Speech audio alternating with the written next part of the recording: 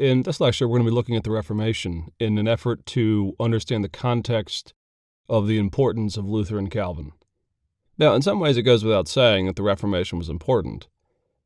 Most people are aware that because of Luther and his immediate successors, that the fabric of the Western Church was ripped, and that we now have two large groups. On the one hand, the Catholic Church, and on the other hand, the Protestant Church.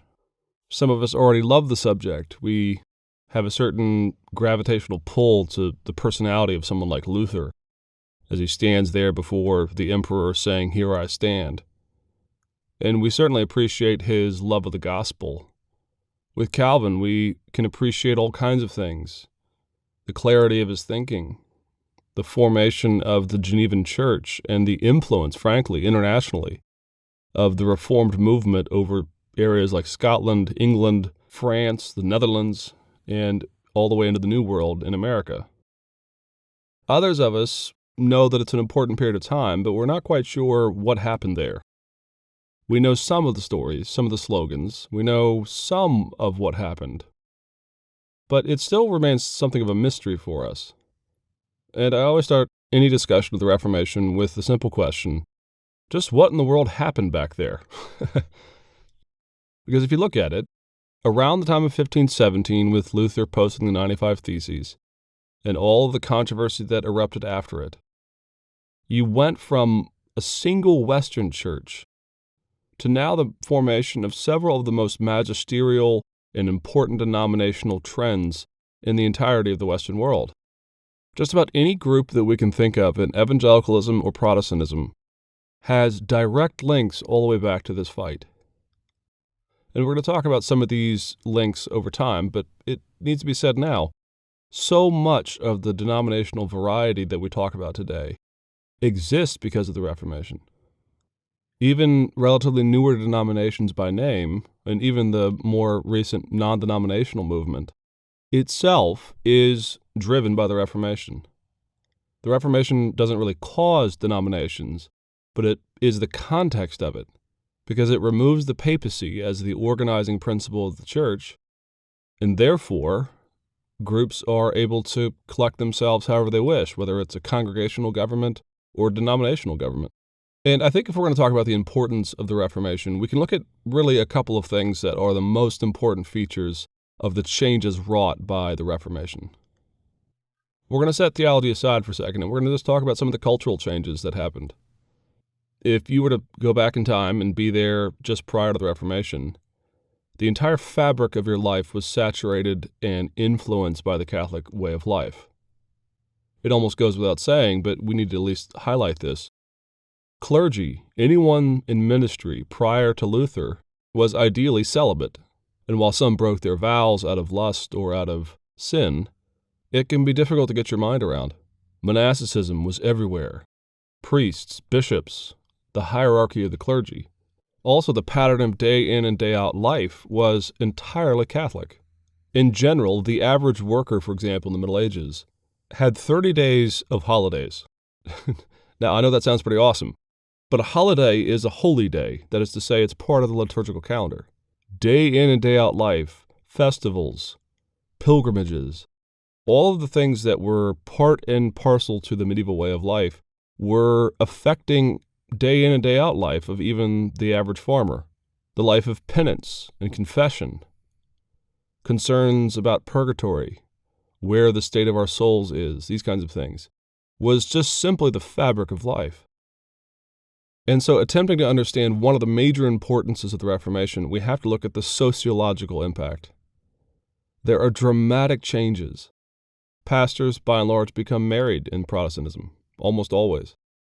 Congregations become less focused on the hierarchy and more focused on a more holistic culture of the priesthood of all believers. And we're going to talk about what the priesthood of all believers means in a later lecture.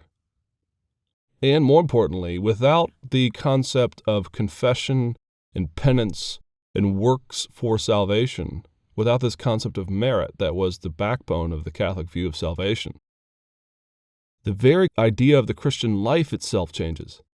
Suddenly the goal isn't to save one's soul, but to rest in the comfort of the work of Christ. And there have been all kinds of ways to understand the impact of the Reformation. We're not going to go into all of them, but there is one in particular that needs to be cited here because it's always talked about, and that is the Weber thesis. Max Weber was a sociologist, and his main concern was in correcting the modern assumption that religion is irrelevant to socioeconomic life. And so a lot of Weber's work argues that religion actually drives change culturally. And for a lot of us now, that seems patently obvious, but in his day, it was at least somewhat denied, if not outright seen as a falsity. And one of Weber's main contentions is that the Reformation dramatically shaped the way men and women worked. In fact, he goes so far as to say that the Reformation caused capitalism. And his argument is essentially that with the collapsing of the sacred-secular distinction, the average worker is then freed up to do his or her work for the glory of God. They don't have to consider dropping everything, leaving their farms behind and going and being a monk in order to achieve assurance of salvation. And he argues that that puts a real privilege on work. Work is now seen as a glory to God, just the average craftsman, for example. Now, we're not going to go into the Weber thesis right now. We'll talk about it a bit along the way. There are some problems with it. There are some problems of it historically. He gets the Middle Ages pretty wrong along the way in his historical account. But we're not going to sit here and beat him up. The importance of it, though, is what Weber introduces into the conversation of the modern world is an appreciation for the fact that the Reformation just wasn't a theological movement. It was an entire cultural movement. It changed just about everything. Another place that we can talk about the importance of the Reformation is the rise and the formation of nations.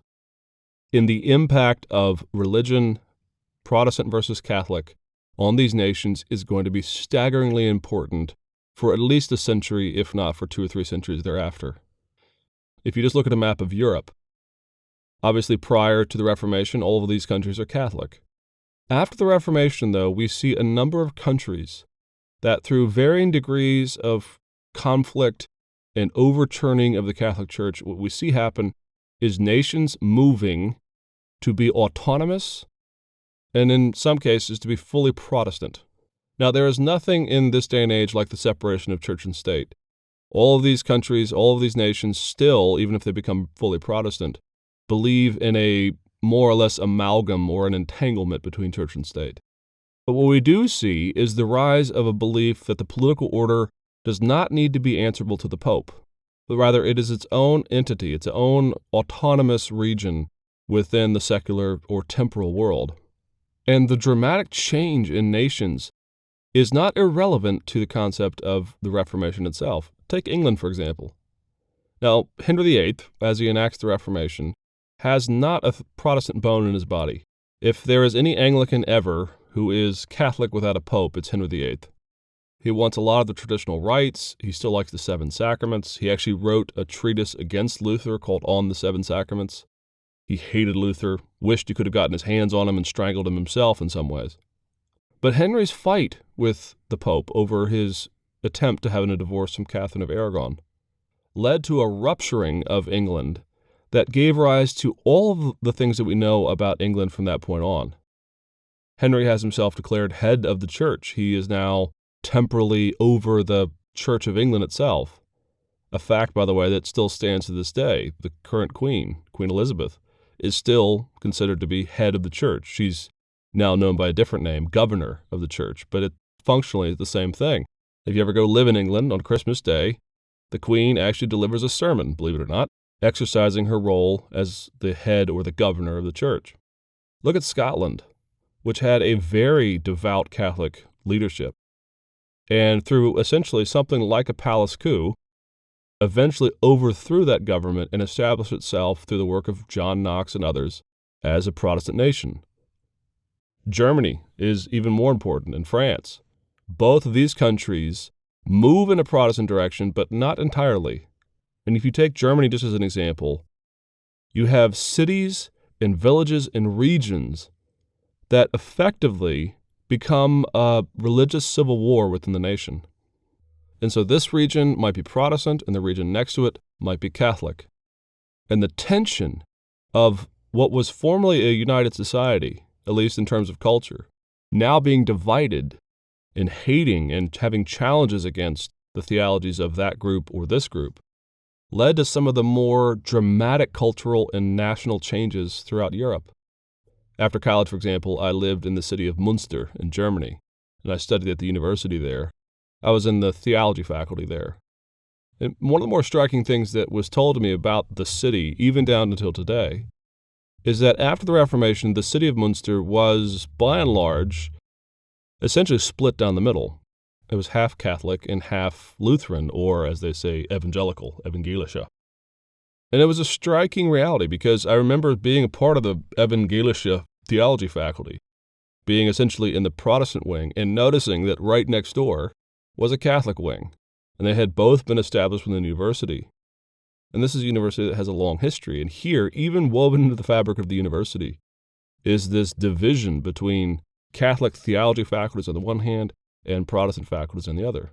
And that's just the tip of the iceberg. You go to France. France enacted some of the bloodiest pogroms against Protestants in the entirety of the post-Reformation era. France was a nation that very nearly gave in to the Protestant impulse. But the king and eventually the Queen Mother put it down with aggression, leading eventually to the St. Bartholomew's Day massacre and the murder, frankly, of thousands upon thousands of Calvinists. And all of this tension and all these fights and all these skirmishes give rise to what we call the wars of religion. And the wars of religion are essentially nation upon nation and community upon community going to war over various reasons, but the kernel in all of them is Protestants versus Catholics. If you look today at the context of the Netherlands, what used to be called the Lowlands, today you'll see that there are actually two countries there, Belgium and the Netherlands. Well, the fact is in the Reformation era, those two nations were one. And because of the Reformation and because of the Protestant influence, and the fact that the region was owned by the very Catholic emperor, Holy Roman Emperor of Europe, meant that the country went essentially into civil war. And it was ripped in half, and from that point on, eventually the development of Belgium on the one hand and the Netherlands on the other meant that the Reformation's impact on that region was significant, culturally as well as politically. Well, all these wars, the wars of religion themselves, culminate in the 30 Years' War from 1618 to 1648. And during this war, somewhere in the neighborhood of 25 to 35% of the entire population of Europe was killed.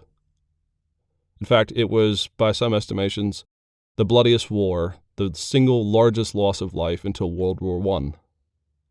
And so the impact and the importance of the Reformation is significant. It gives rise to the context and the capacity of nations to go to war with one another. What else? Well, next we have something like the Enlightenment. I think in most students' mind, they see the Reformation and the Renaissance in these periods as somehow shrink-wrapped and compartmentalized away from the Enlightenment.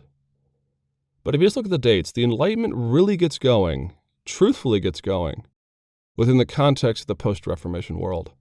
It arises in particular during these wars of religion.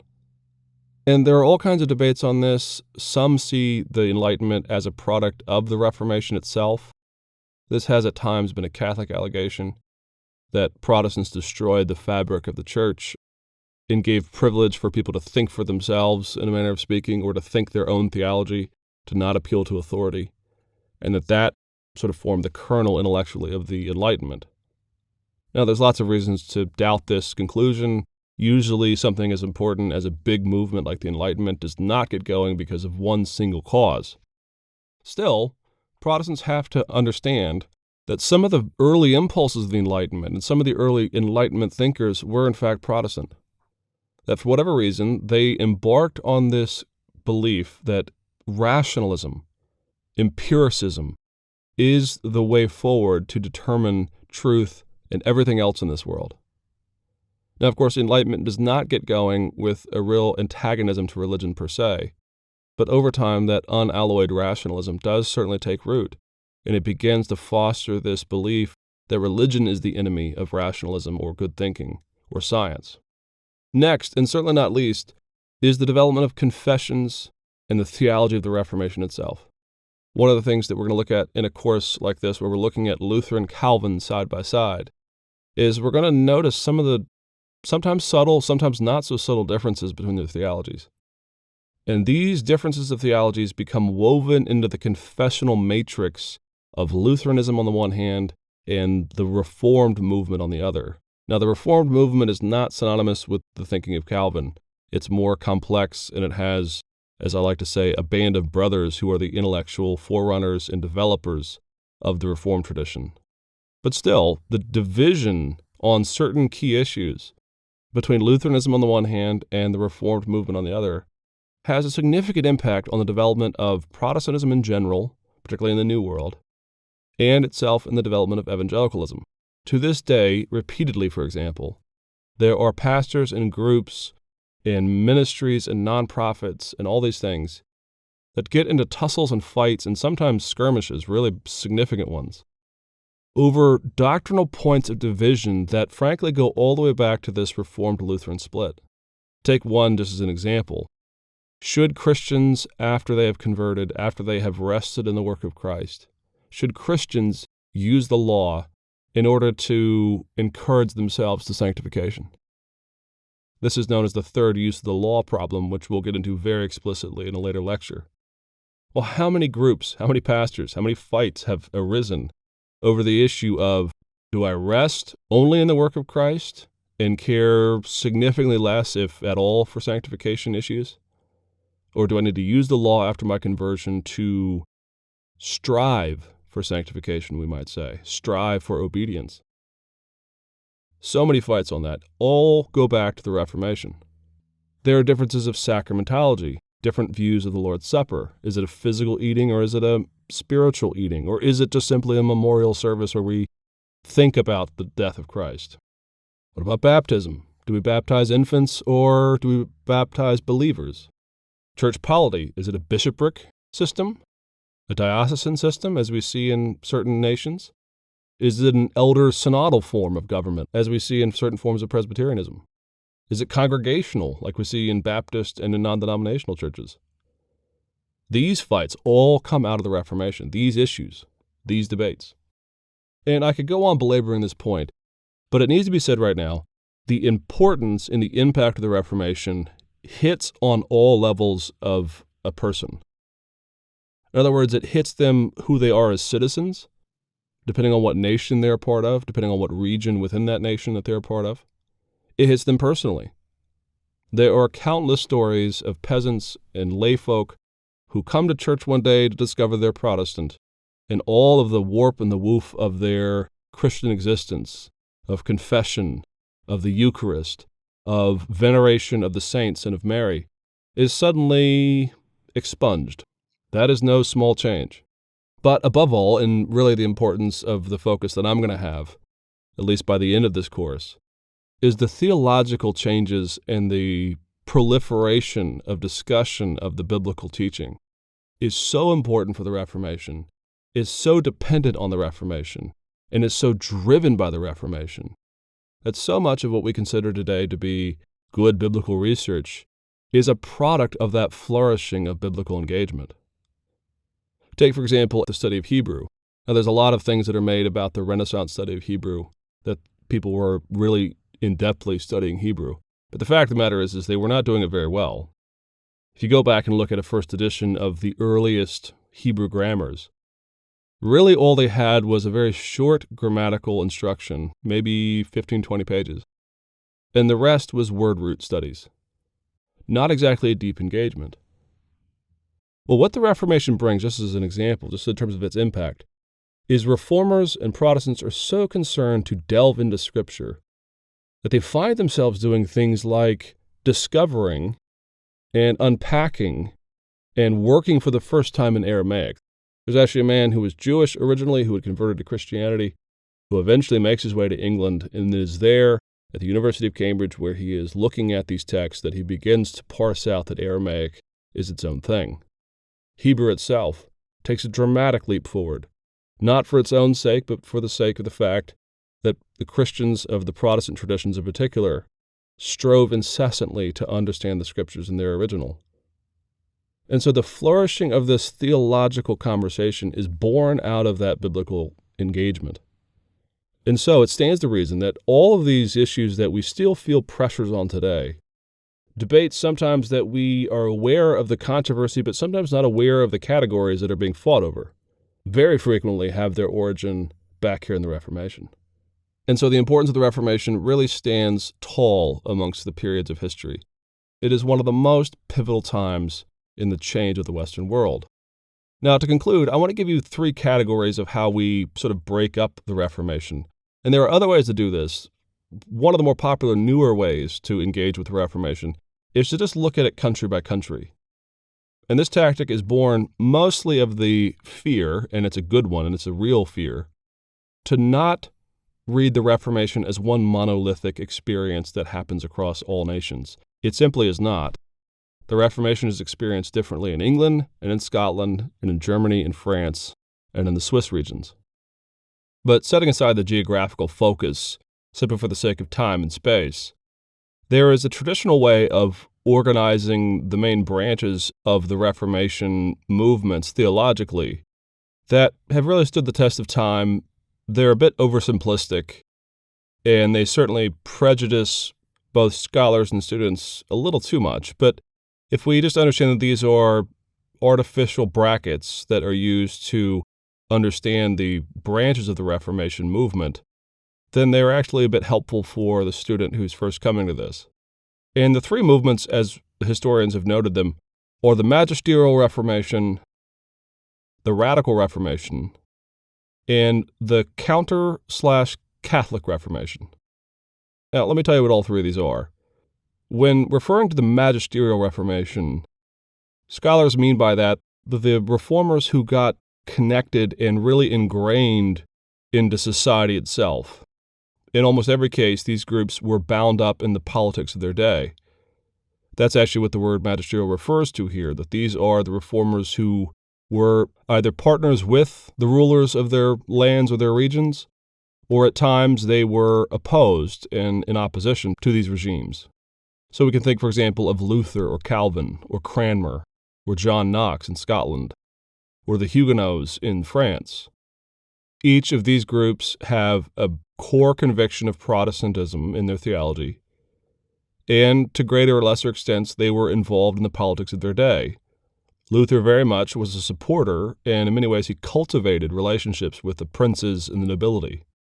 One of his earliest treatises, in fact, was called To the Christian Nobility, and he called on them to reform the church in lieu of the Pope himself backing reform. Calvin in Geneva himself was similarly, though at times very much at odds with certain factions within Geneva, was nevertheless established in Christendom motif of the intermingling of politics and the church. So that's the Magisterial Reformation. They are the big-ticket folks. They're the people that many recognize, and they are the forerunners of so much of the later denominationalism that comes out of Protestantism. There's another group, though, that are equally Protestant, and they are a group that we refer to as the Radical Reformation. Now, radical here does not mean that they are fringe, rogue element folks. Now, some are. Some have really strange views here and there. But by and large, what we mean by the Radical Reformation is simply the group that would not toe the line with the government. And we can see this, for example, in Zwingli's Zurich, where Zwingli, trying to enact some reforms, had to slow the pace of his change to accommodate the city council. And there were a number in Zurich at the time who felt that that was a compromise. And they challenged this, and they said that you are not far enough, you're in bed with the politicians. And that group became the first of what we would call the Anabaptists. And the Anabaptists are the classic reformational movement of the radical wing. Now, this course isn't going to be on them. It's not going to be on the radicals per se, but they are an important part of the Reformation. In some ways, they are critical both of the Catholic Church and the magisterial reformers. The third category that we use has 2 names, one that is now out of date and not used at all by historians, and the other that is new, and that is the Counter or the Catholic Reformation. Now, in previous generations, all of the reform movements from within Catholicism was referred to by the title the Counter-Reformation. And this refers to the post-Reformation efforts by those within the Catholic Church who agreed with some of the principles of the critique by Protestants of the Catholic Church. And this was the effort by some within the Catholic Church to fix those problems. Now, the name Counter-Reformation has fallen out of vogue for a lot of reasons, but the more important reason that it's no longer used is because it sounds as if the Catholic Church only cared about reform as a counter or as an aggressive stance against Protestantism. Now, at times, some of the Catholic stances after the Reformation are significantly anti-Protestant. They're taken almost with barbs to try to stick it to the Protestants in some ways. But to refer to all of the reforms within Catholicism after the Reformation as simply a counter to the Reformation essentially makes us prejudiced against the motivation of those within Catholicism to effect change. And so increasingly, historians have referred to the Catholic Reformation to simply referring to the Catholic Church's efforts for reform. And within the broader sub-branch of the Catholic Reformation, there are evidences of both the traditional view of the Counter-Reformation, where they're going against Protestantism, but also of real internal change that is done without much care or concern about the Protestant Church at all. It's cleaning their own house, putting their own house in order. So when we look at these three branches, these are the majority sort of brackets for understanding the movement theologically of the Reformation. So in this course, as we're looking at Luther and Calvin, what we're looking at is two of the major figures within the magisterial Reformation. Okay, that's it for this lecture. Coming up next, we're going to dive into Luther. We're going to start with his young life, look at where he came from, his backdrop, and we're going to start looking at the man who, in many ways, caused the entire Reformation himself.